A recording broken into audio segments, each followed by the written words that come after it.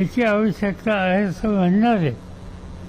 या सगळ्यांची ही भूमिका आहे आणि त्यामुळं जो काही प्रकार घडला त्याची मला चिंता नाही आहे.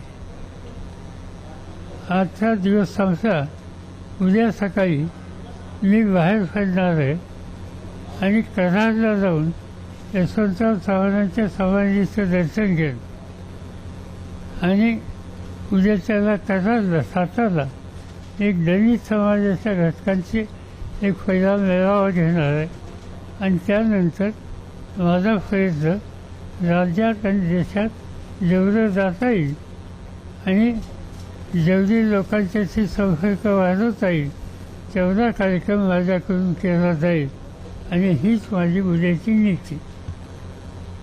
सर, ज्या पद्धतीने एकनाथ शिंदेंनी पक्षावर दावा सांगितला त्याच प्रकारची भूमिका अजित पवारांनी आता पत्रकार परिषदेत घेतली. त्यांनी राष्ट्रवादीवर दावा सांगितला, तर त्याबद्दल काय? माझं काही म्हणणं नाही. कुणी काही दावा करा, माझा लोकांचा विश्वास. मी त्या लोकांच्याकडे जाईन आणि हा निर्णय लोक ठरवतो.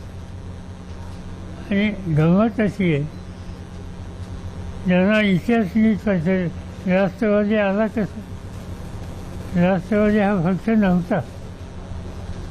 आम्हाला लोकांच्या काही भूमिका, आमचे काही मतभेद काँग्रेसशी झाले आणि पक्ष नसताना पक्ष आम्हीच सापडले. पहिला पक्ष दुसऱ्यांनी नेला असेल पण त्याचा परिणाम आमच्या कशावर झालेला नाही. त्यामुळे कुणी काही केलं करो, आम्ही लोकांच्या जाऊन आमची भूमिका मांडू आणि त्या भूमिकेला त्यांचा पाठिंबा कसा मिळेल याची काळजी घेऊ. माझी खात्री आहे त्यांचा पाठिंबा मिळेल. आता उपमुख्यमंत्री ज्यांनी आता शपथ घेतली त्यांची पत्रकार परिषद झाली, त्याच्यामध्ये 3 मुद्दे त्यांनी प्रामुख्याने मांडले. एकतर आम्ही राष्ट्रवादी काँग्रेस म्हणूनच सरकारमध्ये सहभागी होतो. दुसरा मुद्दा त्यांनी मांडलाय तो म्हणजे की मी शुक्रवारीच विरोधी पक्षनेते पदाचा राजीनामा दिलेला होता. आणि तिसरा मुद्दा जो आहे की राज्यातल्या जनतेचे प्रश्न सोडवण्यासाठी म्हणून आम्ही सहभागी झालेलो आहोत. 2 गोष्टी. विरोधी पक्ष नेतेपदाचा राजीनामा दिला ही माहिती आम्हाला तुमच्याकडनं कळली, कारण आमच्याकडे दिलेली नाही.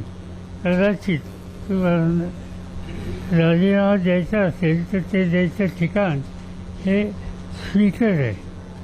विरोधी पक्ष नेत्याची नेमणूक संख्या असल्याच्या नंतर स्पीकर करतात. तो बहुतेक त्यांच्याकडे केला असेल आणि त्यांच्याकडे केला असेल तर आम्हाला करण्याचं काही कारण नाही. तो दिला असेल. त्यामुळे